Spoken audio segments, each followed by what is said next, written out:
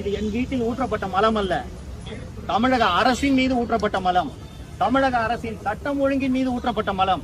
இது ஒரு சவுக்கு சங்கரோ அல்லது ஒரு தனிநபரின் வீட்டில் ஊற்றப்பட்ட மலமாக யாரும் நினைக்க கூடாது. இது தமிழக அரசு ஆட்சி நடத்தும் லட்சணத்தின் மீது ஊற்றப்பட்ட மலம். நாம இனிமேல் இந்த சேனல்லாம் நடத்த முடியாது சொல்லிடுறேன். ரொம்ப யோசிச்சு தான் நான் இந்த முடிவு எடுத்திருக்கிறேன். எங்கள் அம்மா சாக விட்டுட்டு நான் மீடியா நடத்தணுமா? தோற்று போனோடனே வச்சுக்கோங்க. இது என்னுடைய தோல்வி இல்லை, இந்த சமூகத்தின் தோல்வி. நம்ம ஊருக்கு என்ன தாங்க ஆச்சு? ஆக்சுவலாக இப்போ என்ன நடந்துகிட்டு இருக்குன்னு பார்த்தீங்களா? கல நிலவரம் நீங்கள் ஆல்ரெடி பார்த்துருப்பீங்க. நம்மளுடைய சவுக்கு சங்கர்னு சொல்லிட்டு ஒரு பொலிட்டிக்கல் பேசிகிட்டு இருப்பாப்புல. பொலிட்டிக்கல் பற்றி நிறைய பேசுவார். இந்த கட்சி அது, இந்த கட்சி இதுன்னு சொல்லுவாப்புல. இவர் ஆரம்பத்தில் திமுகவுக்கு எதிராக பேசுவாப்புல. அதுக்கப்புறம் திமுக தான் வரணும், திமுக தான் சரியாக வரும்னு சொல்லிட்டு திமுக ஆதரவாக பேசுவாப்புல. திருப்பி திமுகனாலே அடிவாங்குவாப்புல. ஸோ இதெல்லாம் இவரோட உண்மைத்தன்மையை பற்றி நான் பேச வரல. இங்கே நடக்கக்கூடிய ட்ராமாக்கள் என்ன, நம்மளுடைய பாயிண்ட் ஆஃப் வியூ தான் உங்களுக்கு நல்லாவே தெரியுமே. இப்போ சவுக்கு சங்கர் ரியல் லைஃப்பில் இப்படி பாதிக்கப்படுறாரு, இப்படி அவமானப்படுறாரு, இவ்வளோ கட்டுப்படுத்தப்படுறாரு அப்படின்னா இது நீங்கள் இப்போ பார்த்துட்டு இருக்கீங்க. இப்போ 2025 அந்த திக கட்சியுடைய மீட்சி இருக்குல்ல, அவங்களுடைய அந்த அப்டேட் வெர்ஷனை பார்த்துட்டு இருக்கீங்க. இதெல்லாம் ஆரம்பத்தில் உருவாக்குனது ஒருத்தர் இருந்தாலும் மஞ்சத்துண்டு, அவரை பற்றிலாம் உங்களுக்கு தெரியாது. அதை பற்றி நான் கொஞ்சம் அரசியல் பர்சனாக ஒரு நபர் எனக்கு சொல்லி நான் படித்து பழைய ஆர்டிகல்ஸ்லாம் படிக்கும் போது என்னங்கடா இது, அதுக்கு இது எவ்வளோ பரவாயில்ல, நீங்கள் தப்பிச்சிங்கன்னு சொல்லி நினச்சிக்கோங்க. அப்பா நான் சொன்னேன்ல, ராஜராஜ சோழன் ராஜேந்திர சோழன் மைண்டில் வச்சுக்க. ராஜராஜ சோழன் ராஜேந்திர சோழன் இதுதான் மைண்டு. நான் இந்த இடத்துல அதை உடைக்கலாம்னு நினைக்கிறேன். ஆக்சுவலாக நான் பேச வந்ததே வேற விஷயம், பட் இப்போ உடைக்கலாம்னு தோன்றதானே பேசுவோம். ஆக்சுவலாக நான் பேச வர கண்டென்ட் இது கிடையாது, டோட்டலாக சேஞ்ச் பண்ணிட்டேன். எரேஸ் பண்ணி திருப்பி புதுசாக உங்களுக்கு டெலிவரி பண்ண போகிறேன். மேட்ரு என்ன அப்படின்னா, ராஜராஜ சோழன் ராஜேந்திர சோழன் சொன்னேன். மஞ்சத்துண்டு ராஜராஜ சோழன், பக்கத்தில் அதோட அடுத்த ஆல்டர்னேட் வெர்ஷன் இருக்குல்ல, ஸோ அது ராஜேந்திர சோழன். இப்போ ராஜேந்திர சோழனோட ஆட்சியில் தான் இருக்கீங்க. அடுத்து இளவரசனை ரெடி பண்ணிட்டு இருக்காங்க, பட்டத்து இளவரசரை. ஓகே, ராஜராஜ சோழன் ராஜேந்திர சோழன் அப்படின்னா சேர நாடு பாண்டிய நாடுலாம் இருக்கணும்ல. பாண்டிய நாடு இருக்குது, பாண்டியர்களும் உள்ள இறங்க போகிறாங்க. அதை பற்றி இந்த வீடியோவில் டீட்டெயிலாக பேசலாம். வாங்க வீடியோக்குள்ள போகலாம். ஒருத்தனை வீடு புகுந்து இவ்வளோ லைவாக டெலிகாஸ்ட் பண்ணி ஃபேஸ்புக்கில் அந்த அக்கா சொல்லுது, கட் கட் கட் அப்படின்னு சொல்லிட்டு போகிற வீடியோலாம் வருது.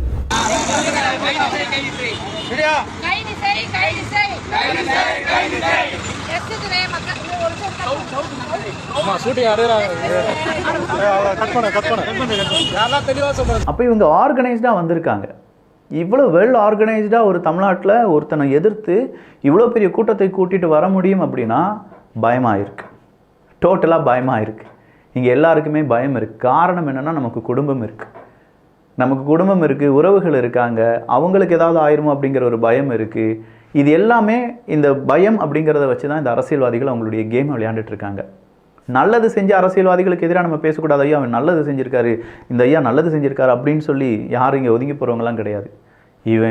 இவனை பற்றி பேசினா, இவங்களை பற்றி பேசினா இவனை இல்லாமல் செஞ்சுருவாங்க, குடும்பத்தையே அழிச்சிருவாங்க, கருவறுத்துருவாங்க அப்படின்னு சொல்கிற அந்த பயம்தான் இங்கே எல்லாரையும் பின்னந்தள்ளி வச்சிருக்கு. ஏகப்பட்ட பேர் இதனால் ஓடி இருக்காங்க. அரசியல் பேசாமல் எத்தனை சேனல்ஸ், ஈவன் நம்ம நகைச்சுவையாக பார்க்கக்கூடிய எத்தனையோ சேனல்ஸ் இன்றைக்கி அரசியல் பற்றி வாய் திறக்காததுக்கான காரணம் அதுதான். பேசினா அவ்வளோதான் முடிஞ்சிருச்சு அப்படின்னு சொல்கிற அளவுக்கு.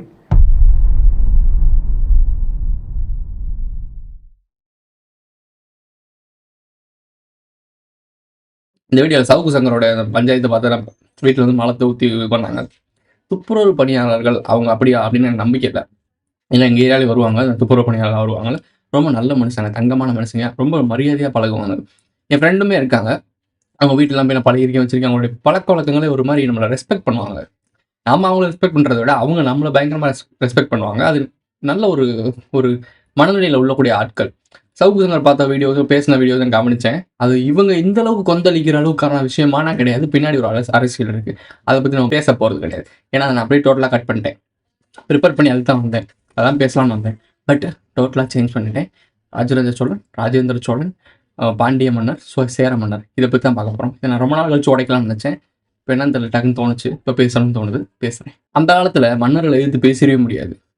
அதை எப்படி அழிச்சு ஒழிச்சாங்கன்றதை இப்போ ராஜராஜ சோழன் ராஜேந்திர சோழன் என்ன பண்ணுறாங்கன்னு பார்த்துருப்பீங்க. ராஜராஜ சோழன்லாம் வேற லெவலில் செஞ்சாப்புல. நீங்கள் வேற இந்த பாரஞ்சித்து கதறினாப்புல இல்லை, அது கிடையாது. அதை விட வேற லெவலில் அல்டிமேட்டாக இருந்திருக்காங்க. அது வேற விஷயம், அது உள்ள அரசியல்னு வச்சுக்கோங்களேன். வெளியே நீங்கள் செக் பண்ணி பாருங்களேன். ராஜராஜ சோழன் ராஜேந்திர சோழன் இருக்காப்புல, ராஜேந்திர சோழன் இருக்காருல்ல, அந்த மனுஷன் வேற லெவலில் பண்ணிட்டு இருக்காப்புல ஆட்சி. பார்த்துட்டு இருக்கீங்க நீங்கள் கரண்ட் சுச்சுவேஷனில். இப்போ அந்த ஆட்சியில் தான் நீங்கள் இருக்கீங்க.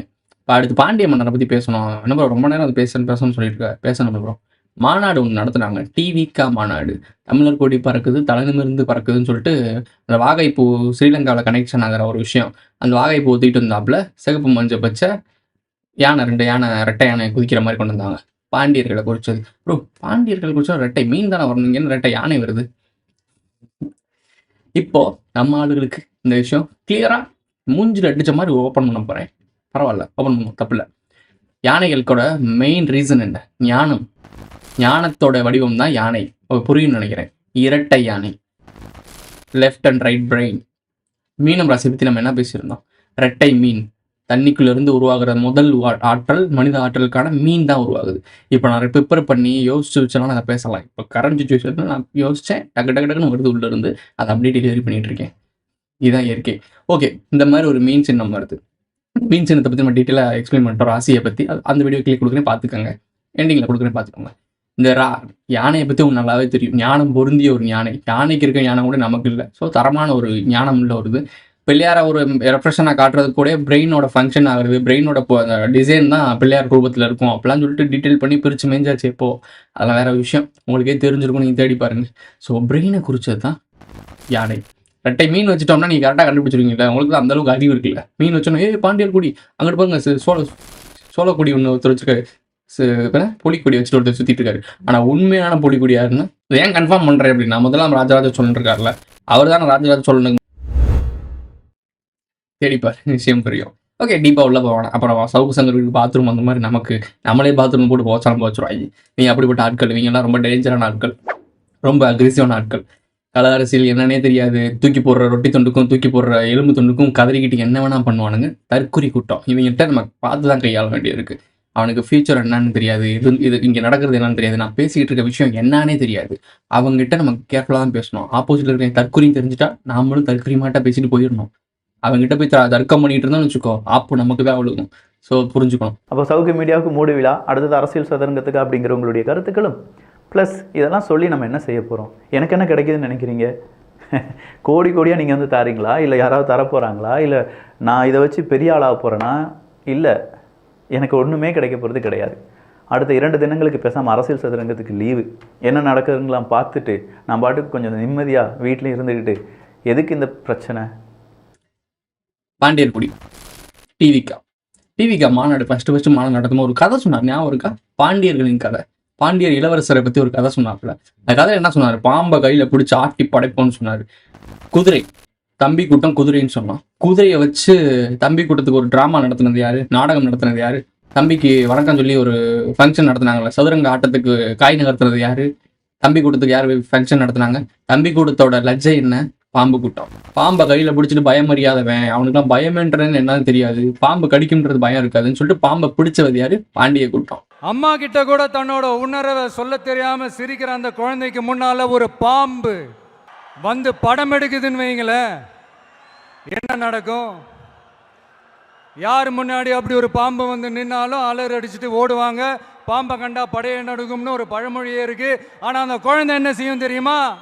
தன்னோட அம்மாவை பார்த்து சிரிச்சு அதே சிரிப்போட கொஞ்சம் கூட அலட்டிக்காம அந்த பாம்பையும் சிரிச்சுக்கிட்டே தன்னோட கையில பிடிச்சி விளையாட ஆரம்பிக்கும். அப்ப அந்த குழந்தைக்கு பாம்பை கண்டா பயம் இல்லையான்னு ஒரு கேள்வியும் வரும். பாச உணர்வே என்னன்னு சொல்ல தெரியாது அந்த குழந்தைக்கு, பயம்னா மட்டும் எப்படிங்க சொல்ல தெரியும்? இங்க அந்த பாம்பு தான் அரசியல். அத கையில பிடிச்சி விளையாட ஆரம்பிக்கிறது தான் உங்க அரசியலுக்கு நாம குழந்தை தான். இது அடுத்தவங்களோட கமெண்ட். ஆனா பாம்பா இருந்தாலும் பயம் இல்லைங்கிறது தான் இங்க நம்மளோட கான்பிடன்ஸ். டிவிகா விஜய் பாண்டியர் கூட்டம் ஓப்பனா தான் சொல்லிட்டு வராரு. இந்த கேள்விகளுக்கெல்லாம் நம்ம ஸ்டைல்ல ஒரு குட்டி கதை ஒன்று சொல்லாமா? ஆனா இது ஆடியோ லான்ச் ஃபங்க்ஷன்ல சொல்ற மாதிரி இந்த மோட்டிவேஷனல் கதைலாம் கிடையாது. நம்மளுடைய ஸ்டாண்ட் என்ன, நம்ம எடுக்க போற டிசிஷன் என்னன்னு டெலிபரேட்டா சொல்ல போற கதை, சரிங்களா? டெலிபரேட்டா சொல்ல போற கதை, சரிங்களா? டெலிபரேட்டா சொல்ல போற கதை, சரிங்களா? ஒரு நாட்டில் ஒரு பெரிய போர் வந்துச்சான். அப்ப அந்த நாட்டில் இந்த பவர்ஃபுல்லான தலைமை இல்லாம போனதுனால ஒரு பச்சை புள்ள கையில தான் அந்த பொறுப்பு இருந்துச்சான். அதனால அந்த நாட்டில் இருந்த அந்த பெருந்தலைகள்லாம் ரொம்ப பயந்துகிட்டு இருந்தாங்களாம். அந்த சின்ன பையன் அந்த நாட்டோட படையை நடத்துகிற பொறுப்பை ஏற்றுக்கிட்டு போர்க்களம் போகலாம்னு சொன்னானா. அப்போ அந்த பெருந்தலைங்கள்லாம், எப்பா நீயே சின்ன பையன், இது பெரிய போர்க்களம்ப்பா, அங்கே பவர்ஃபுல்லான நிறைய எதிரிகள்லாம் இருப்பாங்கப்பா, களத்தில் அவங்களுக்கு சந்திக்கிறதெல்லாம் சாதாரணமான விஷயம் இல்லைப்பா, சொன்னால் கேளுப்பா, இது விளையாட்டு இல்லை, நீ பாட்டுக்கு குடுகுடுன்னு ஓடி விளையாடிட்டு திரும்ப குடுகுடுன்னு வீட்டுக்கு ஓடி வர்றதுக்கு.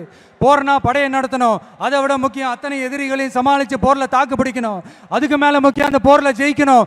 உனக்கு யாரோ கூட்டோ துணையோ இல்லாமல் நீ எப்படிப்பா அந்த போரை நடத்துவ, எப்படி ஜெயிப்ப அப்படின்னு எல்லா பெருந்தலைகளையும் கேட்டப்போ எந்த பதிலும் சொல்லாம போருக்கு தனியா தன் படையோட போன அந்த பாண்டிய வம்சத்தை சேர்ந்த அந்த பையன் என்ன செஞ்சான்னு, பாண்டிய வம்சத்தை சேர்ந்த அந்த பையன் என்ன செஞ்சான்னு சங்க இலக்கியத்துல ரொம்ப நல்லா தெளிவா சொல்லியிருக்காங்க. படிக்காதவங்க படிச்சு தெரிஞ்சுக்கங்க, இல்லைன்னா படிச்சவங்க கிட்ட கேட்டு தெரிஞ்சுக்கங்க. ஆனா கெட்ட பையன் சார் அந்த சின்ன பையன்,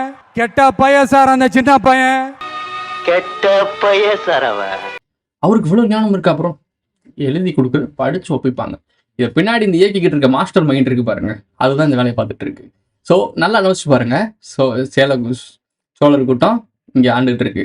கரண்ட் சுச்சுவேஷன்ல சோழர்களுடைய வீழ்ச்சி நடந்துட்டு இருக்கு, கண்ணு முன்னாடி பார்த்துட்டு இருக்க சோழரோட வீழ்ச்சி நடந்துட்டு இருக்கு, பாண்டியர்களுடைய எழுச்சி நடக்க போகுது. ப்ரோ இதுல சேரர்கள் இருக்காங்க, அது எங்க ப்ரோ இருக்குன்னு கேட்டா சீமான் என்ன சொல்லுவாங்க, மலையாளின்னு சொல்லுவாங்க. ஆமா தானே, மலையாளி, மலை சார்ந்த ஒரு நபர் சொல்லுவாரு. இவர் பேர் சொன்னாங்க கிருஷ்ண பரமாத்மான்னு கூட அவரே சொல்லிப்பாரு. ஸோ சேர நாட்டை சேர்ந்த ஒரு மாதிரி காட்டுவாங்க, மலையாளி மாதிரி தான் அவருக்கு ஒரு பட்டப்பேர் இருக்குது, இந்த மாதிரிலாம் பேசுவாங்க. இலங்கையில் குறிப்பாக நிறைய இடத்துல மலையாளிஸ் இருக்காங்க. ஸோ நான் அதை மாதிரி சொல்லலை, இது அவங்க மலையாளிஸ்ன்றனால குறிப்பிட்டு சொல்லலை, இது மறைபொருள் அவ்வளோதான். அப்படி பார்த்தா தமிழ்நாட்டில் இருக்கும்போது சவுத் இந்தியா அந்த மாதிரி மதுரையை பேஸ் பண்ணி தான் விஜய்க்கு அதிக ரசிகர் இருக்காங்க, மதுரை தான் அதிக ரசிகர் விஜய்க்கு. ஸோ அது தெரியும், பாண்டிய நாடு கனெக்ட் பண்ணுறதுனால தான். மதுரைக்கு தான் வந்து ஒரு கர்ஜனையெல்லாம் பயங்கரமாக பேசுவாப்புல. ஒரு மீட்டிங்கில் வந்து திருப்பாச்சி சிவகாசி வந்து பேசும்போது மதுரைக்காரங்க பாசம்லாம் அப்படி இப்படின்னு சொல்லி வெளுத்து வாங்கியிருப்பாப்புல, பேசியிருப்பாப்புல. நம்ம ஆளுகளுக்கும் நம்ம மக்களுக்கும் அந்த ரசிகர் குஞ்சானங்களுக்கும் என்ன நடக்குதுன்னே தெரியாது. இதெல்லாம் டீப் பாலிடிக்ஸ். நீ பார்த்துக்கிட்டு இருக்க இலுமினாட்டி கோமாளி கதை கிடையாது. இதெல்லாம் அதுக்கெல்லாம் மேலே தூக்கி சாப்பிட்ற மாதிரி கதைகள். இதெல்லாம் அவனுக்கு புரிய போகிறதில்ல. ஏன்னா வரலாறு முழுக்க ரிப்பீட் ஆகிட்டே இருக்கு. திரும்பவும் சொல்கிறேன், எவன் வரலாறு உண்மையான வரலாறை பின்னாடி நோக்கி பார்க்குறானோ அவனுக்கு தான் முன்னாடி நோக்கி ஃபியூச்சர் தெரியும். கமலஹாசன் சொன்னார்ல, எவனுக்கு பூலோகம் அறியுமோ அவனுக்கு எதிர்காலம் கணிக்க முடியும்னு சொன்னார்ல, கரெக்டாக தான் சொல்லியிருக்காரு. அவர் உண்மை ஓப்பனாக தான் சொல்லியிருக்காப்புல. என்ன காரணம் அப்படின்னா, வரலாறு நடந்தது தான் ரிப்பீட்டாக நடத்திக்கிட்டு இருக்காங்க. ஸோ அதை நம்ம தெரிஞ்சுக்கிட்டோம் அப்படின்னா அடுத்து என்ன நடக்க போகுதுன்னு தெளிவாக தெரிஞ்சிடும். அப்புறம் அடுத்து என்ன நடக்கிறது போதுன்னு தெரியாது, தெரிஞ்சிடும். அமைதியாக தான் இருப்பான். எதுக்கு அமைதியாக இருக்கணும்? எனக்கு தெரியும், நான் சொல்கிறேன், நான் கண்டுபிடிக்கிறத ஒன்று சொல்கிறேன். இதில் தப்பிக்க முடியாது, தப்பிச்சுக்க. அதை மடக்க போகிறத மாற்ற முடியுமானா முடியாது. மக்கள் எல்லாரும் ஒன்று சேர்ந்து இங்கே நடக்கிறத புரிஞ்சுக்கிட்டீங்க அப்படின்னா இவனுங்க இந்த கோமாளி கதையை நடத்த முடியாது, மாட்டிப்பானுங்க. ஏன்னா இவனுக்கு இந்த ஸ்கிரிப்டை தவிர வேற எதுவுமே தெரியாது. ஒரே ஒரு கொஸ்டின் பேப்பரை வச்சுக்கிட்டு மாற்றி கொஸ்டினை மேலேயும் கீழேயும் போட்டு அதே கொஸ்டின் பேப்பரை வச்சு எக்ஸாம் எழுதிக்கிட்டே இருக்கானுங்க. அவனுங்களும் பாஸ் ஆகிட்டே இருக்கானுங்க. நாம் மட்டுமே கொஸ்டின் என்ன, ஆன்சர் என்ன எதுவுமே தெரியாமல் ஃபெயில் ஆகிட்டே இருக்கும். இதான் ரியாலிட்டி. இப்போ நடந்துட்டு இருக்கேன். அதை பற்றி நான் டீட்டெயிலாக அரசர்களை பற்றி பேசும்போது, மன்னர்களை பற்றி பேசும்போது அவங்களாம் அழிஞ்சு போகல, அவங்களுடைய இம்பாக்ட் இங்கே இன்னும் இருக்குது. பாண்டிய வம்சத்தை சேர்ந்தவரா போசி இவர் அப்படி. மன்னர்களே அவங்க சூஸ் பண்ணுறது தான்டா. யார் வேணாலும் அவன் எப்போ வேணாலும் சூஸ் பண்ணி அவனை மன்னனாக மாற்றிட்டு போயிட்டே இருப்பாங்க. இது மன்னராட்சி கிடையாது, மக்களாட்சி. மக்கள்லேருந்து ஒருத்தனை மன்னனா தூக்கி சூஸ் பண்ணி அவனை மன்னனா மாற்றிடுவானுங்க. அவனுங்களுக்கு தேவையான மன்னனா, அதாவது வரலாற்றில் அந்த சூழலில் அந்த இடத்துல எந்த மன்னன் அங்கே ஆட்சி பண்ணானோ அந்த மன்னனை அவங்களால உருவாக்க முடியும். ஏன்னா வரலாறு ஃபுல்லாக அவனுக்கு தான் தெரியும். நீ எங்கே பிறக்கிற, எப்படி பிறக்கிற, யாருக்கு பிறக்கணும், யாருக்கு பிறக்கக்கூடாது, எங்கேருந்து தத்தெடுக்கப்பட்ட, இதெல்லாமே அவனுக்கு தெரியும். ஏஐ கம்ப்யூட்டர் உலகம் முழுக்க பயங்கரமாக வாட்ச் பண்ணிட்டு இருக்கு. ப்ரோ இப்போ தானே ப்ரோ ஏஐ வந்துட்டு இருக்கு. உங்களை பொறுத்த வரைக்கும் ஏஐ இப்போ தான் வந்துட்டு இருக்கு. அவங்ககிட்ட ஆல்ரெடி இருக்குது. உங்கள் கைரேகை, PAN card, Aadhaar card, voter ID, எல்லா டீட்டெயில்ஸும் நீ பிறந்துட்டாலே சர்டிஃபிகேட் பண்ணி இப்படி ஒரு குழந்தைங்க பிறந்திருக்கு, இப்படி பிறந்திருக்கு, பிளட் குரூப் எல்லாமே டீட்டெயில்டாக டிஎன்ஏ முதற்கொண்டு எடுத்து ஃபில்டர் பண்ணிட்டான். யார் எங்கே எந்த தலை எப்போ எந்திக்கும் அவனுக்கு என்ன பற்றியுமே டீட்டெயிலாக தெரியும். ஆனால் ஒரு சில இம்பேக்ட் நடந்தே தீர வேண்டும். ஒரு கார் இங்கேருந்து வரணும், அந்த கார் ஒருத்தனை மேலே இடிக்கிறதுனால ஒரு விஷயம் நடக்கணும் அப்படின்னா, இப்போ ஜான் ஆஃப் கென்னடி இருக்காரு. ஜான் ஆஃப் கென்னடி இந்த டைமில் இந்த காரில் போகணும், இந்த இடத்துல இருந்து ஒருத்தன் இதை பண்ணணும்னு இருந்துச்சு அப்படின்னா அதை நடக்கணும். அது நடக்கலைன்னா அடுத்த விதி மூவ் ஆகாது. விதிப்படி எல்லாம் போகணும். இப்போ நாங்கள் பேசிகிட்டு இருக்கோம், வச்சுக்கிட்டு இருக்கோம் அப்படின்னா போயிட்டுருக்கு, விதிப்படி தான் போயிட்டுருக்கு. ஒரு டைம் வரும், பாகுபலி கட்டப்பா கையால் குத்து வாங்கி சாகுறானா இல்லை கட்டப்பா பாகுபலிட்டு அடி வாங்கிட்டு ஓடுறானான்றது இதுதான் இருக்குது. ஆனால் அது பாகுபலிக்கே தெரியாது. இதுதான் பெரிய கொஸ்டின் மார்க்கு இது நாள் வரைக்கும். இதனால் வரைக்கும் நடந்த பாகுபலி கதையில் பாகுபலிக்கு நம்ம கட்டப்பா தான் முதல்ல குத்துவாருன்றது தெரியாது, நீயாடா என்னை கொலை பண்ண பார்த்த அப்படின்றது தெரியாது. ஸோ இப்போது யாரையுமே பாகுபலி நம்ப மாட்டான், இன்க்ளூடிங் தன்னை உள்பட. ஸோ அப்படி நம்பும் போது என்ன நடக்குதுன்றத விளைவுகளை வரலாற்றில் ரிப்பீட்டாக பார்த்துட்டான். பல டைம் தோல்வி அடைந்து பல டைம் துரோகத்தால் வீழ்ந்தவன் திருப்பியும் துரோகத்தால் வீழ்கிறான் என்றால் அவனுடைய தவறு தான், வெளியே இருக்க தவறு கிடையாது. இதை ஈஸியாக மாற்ற முடியும், சிம்பிள். மக்கள் அவேர்னஸ் ஆயிருங்க. உங்கள் முன்னாடி நடக்கிறத நான் ஓப்பனாக உடச்சிட்டேன். இங்கே நடக்கிற விஷயம் அதான். நான் சவுக்கு சங்கரை பற்றி பேசுறதுக்கான காரணம் என்ன, அதையும் முடிச்சிடறேன் இந்த வீடியோவில். மன்னராட்சி தான் நடந்துட்டு இருக்கு. அடுத்த எழுச்சியை பாண்டிய மன்னரை கொண்டு வரக்காக ட்ரை பண்ணிட்டு இருக்கானுங்க. விடக்கூடாது, எந்த மன்னனும் இனிமேல் ஆளக்கூடாது. மக்கள் முதல் விடுதலை ஆகணும். அதாவது இந்த கார்ப்பரேட் கூட்டத்துக்கிட்ட இருந்து இந்த போலியான ஜனநாயக எழுச்சியில் வரப்போறாருல, அந்த ஜனநாயகத்தை உடைக்கணும். அதாவது இவனுங்க சொல்கிற போலி ஜனநாயகம், உங்களை ஏமாற்றி கண்கட்டு வித்தை காட்டுறானுங்களே, இந்த கண்கட்டு வித்தையை அவுக்கணும். நீ எல்லாம் கண் கட்டப்பட்டிருக்க, நீ ஒரு காட்டுக்குள்ளே அலைஞ்சிட்டு இருக்குன்றதை நான் சொல்லணும். அதுக்காக தான் நான் பேசிகிட்டு இருக்கேன். புரிஞ்சுக்க புரியாட்டினாங்கிட்டா போ, அது எனக்கு தேவையில்ல. சிம்பிள். சவுக்கு சங்கர் மேட்ருக்கு வரும்.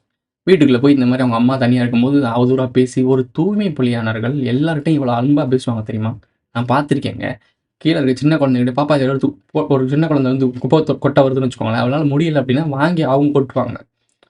அவங்க ஹெல்ப் பண்ணுவாங்க நமக்கு. அவங்க மதிப்பாங்க, எல்லா மக்களையும் அவங்க மதிப்பாங்க. அவங்கள யாரும் மதிக்காட்டியும் அவங்க எல்லாரும் மதிப்பாங்க. அவங்க இந்த மாதிரி அநாகரிகமாக செய்கிறதுக்கு வாய்ப்பே கிடையாது. அதே மாதிரி சவுக்கு சங்கர் பேசின மேட்டரும் அந்தளவுக்கு பெரிய ஒரு அநாகரிகமான விஷயமும் கிடையாது. டீட்டெயிலாக பேசியிருக்காரு. அவங்களுக்கு சப்போர்ட் பண்ணுற மாதிரி தான் ஏதோ ஒன்று பேசியிருந்தாரு. ஓகே, இந்த பாலிடிக்ஸ்க்குலாம் போவானா. இப்போ இன்னொரு விஷயம் அப்படின்னா, இப்படி ஒரு அவதூறாக பண்ணி வீட்டுக்குள்ளே மலத்தை கொட்டுறாங்கல்ல, உலகம் முழுக்க அவங்க தூய்மை பண்ணிட்டு இருக்காங்க. எல்லாரும் இடத்தையும் சுத்தமாக்குற ஆட்கள் அவங்க போய் ஒரு அம்மா தனியாக இருக்க இடத்துல போய் அநாகரிகமாக நடந்து கெட்ட வார்த்தையில் பேசி இந்த மாதிரி மலத்தை கக்குறாங்க, மலத்தை கொட்டுறாங்க அப்படின்னா இது நார்மலாக நடக்குதுன்னு நீ நினைக்கிறீங்களா? உங்கள் மனசாட்சிட்டு சொல்லுங்கள். உங்கள் ஏரியாவில் எத்தனையோ பேர் தூய்மை பணியாளர்கள் இருப்பாங்க. அவங்க பண்ணும்போது அவங்களுடைய மனநிலை உங்களுக்கு நல்லாவே தெரியும். இது நடக்குதுன்னு நினைக்கிறீங்களா? ஸ்கிரிப்ட் என்னன்னா, யூடியூப்பில் பேசக்கூடிய ஆட்களுக்கெல்லாம் பயமுறுத்தணும்.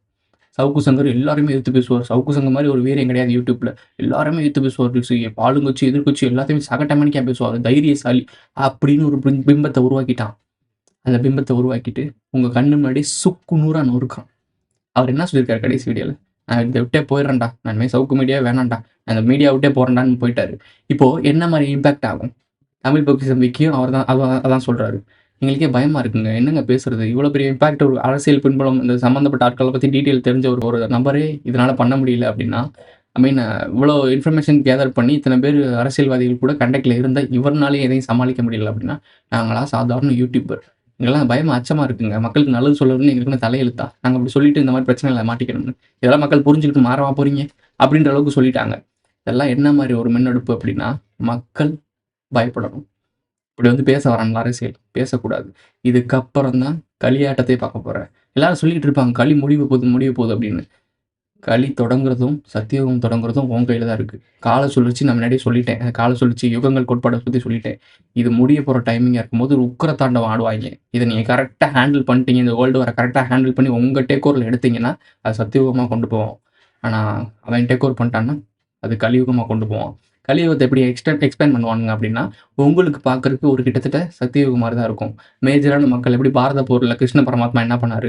பூமி பாரமாயிருச்சுன்னு சொல்லிட்டு மக்களை போட்டு தள்ளலாப்ல. போட்டு தள்ளிட்டு என்ன சொன்னார்? பூமி பாரமாக இருந்துச்சு, அதனால இதுக்கு டிஎன்ஏ சம்மந்தப்பட்ட விஷயம்லாம் ஒரு தனியாக ஒரு விஷயம் பேசிகிட்டு இருக்காங்க. ஒய் குரோமோஸுக்கு ஒரு ப்ராப்ளம் வந்துச்சு, அதனால ஒரு மாதிரி டிராஃப்ட் ஏறி இறங்குச்சு, இந்த மாதிரிலாம் ஒரு மேட்ரு இருக்குதுக்குள்ள. இது வேறு கான்செப்ட். இந்த மாதிரி ஒரு பூமியில் இருக்க மக்களை குறைச்சிட்டாங்க. அதான் அவங்களோட அஜெண்டாவே. மக்களோட பாப்புலேஷனை டீக்ரேட் பண்ணுற குறைக்கிறது தானே வேலையாக இருக்குது. குறைச்சிட்டாங்க அப்படின்னா மக்களை கட்டுப்படுத்துறது ரொம்ப ரொம்ப ஈஸியாக இருக்கும். ஸோ அப்படி கட்டுப்படுத்தும் போது உங்களை சத்தியுகத்தில் வாழ்கிற மாதிரி ஒரு பிம்பத்தை உருவாக்குவானுங்க. ஏன்னா அடுத்து நடக்க போகிறது சத்தியுகம். மீனம் வந்துருச்சுல்ல, ஸோ சத்தியுகம் உருவாக்க போகுது. ஸோ சத்தியுகம் உருவாகும் போது உனக்கு நல்ல மனநிலையை கொடுக்கணும். உன்னை ஆட்சியாளர்கள் நல்லா வச்சுக்கணும் ஓரளவுக்கு. அதாவது நீ நல்லா இருக்கேன்னு நினைக்கணும். இப்போ எனக்கு ஒரு வாழ்க்கை இருக்குது, சாப்பாடு இருக்குது, நல்ல வாழ்க்கை, நல்ல பொல்யூஷன் எல்லாமே சூப்பராக இருக்குது, என்னை கவர்மெண்ட் நல்லா பார்த்துக்குது நான் நம்பணும். அப்படி நான் நம்பினா தான் அந்த சத்தியுகத்தோட இம்பேக்ட் அந்த எதிரிக்கு அடிக்காது. ஆனால் என்னை ஏமாத்துறாங்க, நான் கஷ்டப்படுறேனே கடவுளே அப்படின்னு நீ ஃபீல் பண்ண ஆரம்பிச்சிட்ட அப்படின்னா அந்த சத்தியுகத்தில் நல்லது தான் மேலே எந்திக்கும். அப்போது உங்கள் சைடில் ஒரு புரட்சியாளர் உருவாகி அந்த மொட்டை சிஸ்டத்தையும் நொறுக்கி தள்ளிடுவான். அதனால இந்த சிஸ்டத்தை உடைக்க போகிறானுங்க. அதுக்கு தான் 3ஆம் உலகப் போர். சிஸ்டத்தை மொத்தமாக உடைச்சிட்டு புதுசாக ஒரு சிஸ்டம் கட்ட போகிறானுங்க. அது மக்களுக்கு ஆதரவாக இருக்க மாதிரி காட்டும். தேன் எடுத்து வாயில் தடவுற மாதிரி இருக்கும். உங்களை ஃப்ரிட்ஜில் போய் உட்கார வச்ச மாதிரி இருக்கும், உங்களுக்கு அழகான ஒரு வாழ்க்கையை கொடுக்குற மாதிரி இருக்கும். அதை நம்பி நீ ஏமாந்துட்ட அப்படின்னா வெளியே மீண்டு வரவே முடியாத ஒரு மிகப்பெரிய சிறையில் மாட்டிப்ப. ஆல்ரெடி சிறையில் தான் இருக்க, இதுக்கப்புறம் ரொம்ப பலப்படுத்தப்பட்ட சிறைகளை மாறிடுவேன், திறக்க கூட முடியாது. ஒரு இப்போவே அந்த பிரச்சனை இருக்க தான் ப்ரோ இருக்குது, பிரச்சனை இருக்குது. ஆனால் தலைக்கு மீறி போகலை, தலைக்கு மீறி போகிறதுக்கு நீ உன் கையில் தான் இருக்குது. இதை எப்படி நீ கண்டுக்க போகிறதில்ல, காட்ட போகிறதில்ல. விதி வழி எது, அது அப்படி தான் நடக்கணும்னா அப்படி தான் நடக்கும்.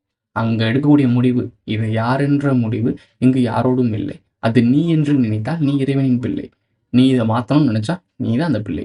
ஸோ இதான் மேட்ரு. இந்த மாதிரி நீ யோசிச்சிடக்கூடாதுன்றக்காகத்தான் இந்த கட்டமைப்பை உடைக்க போகிறாங்க, அதுக்கு ஒரு வேர்ல்டு வார் கொண்டு வர போகிறாங்க, மக்களை குறைக்க போகிறாங்க, அதுக்கப்புறம் சூப்பரான ஒரு சுழற்சியை கொண்டு வர போகிறாங்க. அது அவங்க கண்ட்ரோலில் தான் இருக்க போகுது. நம்ம ஏன் இவங்க கூட கண்ட்ரோலில் இருக்கணுன்றதை பற்றி தான் நம்ம இவ்வளோ நாள் பேசிகிட்டு இருந்தோம். மனித ஆற்றல் அறுவடை, மனித ஆற்றல் எடுக்கிறானுங்க, அவனுங்க பலமடைகிறானுங்க. இதை பற்றிலாம் தெளிவாக பேசியாச்சு. கான்ஸ்பிரசி டேபூட்டானவங்க பைத்தியங்க லூசு மாதிரி பேசுகிறாங்க, எங்களுக்கு மனநலம் பாதிக்கப்பட்டிருக்கு. ஓகே, என்னென்னமோ பேர் சொல்லு, என்ன புதுசு புதுசாக அடிச்சு விட்டு போ.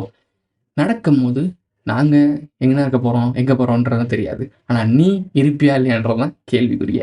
ஓகே மக்களே, இதோட இந்த வீடியோ முடிஞ்சிச்சு. இந்த வீடியோ உங்களுக்கு பிடிச்சிருந்துச்சுன்னா லைக் பண்ணுங்கள், கமெண்ட் பண்ணுங்கள், சப்ஸ்கிரைப் பண்ணுங்கள், மறக்காம பெல் ஐகானை அதில் போட்டு இதோட ஃப்ரெண்ட்ஸ்லாம் ஷேர் பண்ணுங்கள். விழிச்சிக்கோ பொழைச்சிக்கோ.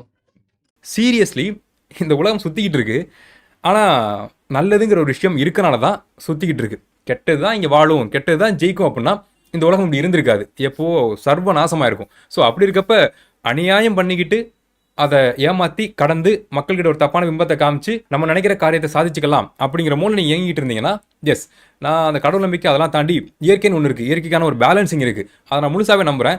ஸோ இந்த மாதிரி வேலைகள் நீங்கள் செய்ய உங்கள் பணபலமாக இருக்கட்டும், அதிகார பலமாக இருக்கட்டும், ஆள் பலமாக இருக்கட்டும், அதை எதுவுமே பண்ண முடியாதான்னு கேட்டால் ஆக்சுவலி ஆமாம், அது எதுவுமே பண்ண முடியாது. ஆனால் இது எல்லாமே எதுக்காக அப்படின்னா காசு சேர்த்து வைக்கிறது, தன்னோட தலைமுறைகளுக்காக சேர்த்து வைக்கிற காசு, அதுதானே தலைமுறை சேஃபாக இருக்கணும், நல்லபடியாக இருக்குங்கிறது தானே. எப்படி பார்த்தாலும் அவங்க குடும்பத்தை நல்லபடியாக இருக்குன்னு நினைப்பாங்க, அது சர்வநாசமாயிரும். இதுதான் நியதி. அன்புள்ள கோவர்தனுக்கு, நீங்க என்னை பத்தி சொன்ன எல்லாமே உண்மைதான். இந்த நாடே பார்த்து பயப்பட வேண்டிய ஆனா பாசங்காட்டுற சர்வாதிகாரி நான் தான். நீங்க கண்டுபிடிச்ச எல்லா விஷயங்களுமே உண்மைதான். நீங்க போயிட்டு இருக்கிற வழியில தொடர்ந்து போங்க. சத்தியத்தை தேடுறவங்க தான் இந்த நாட்டுக்கு இன்னைக்கு தேவை.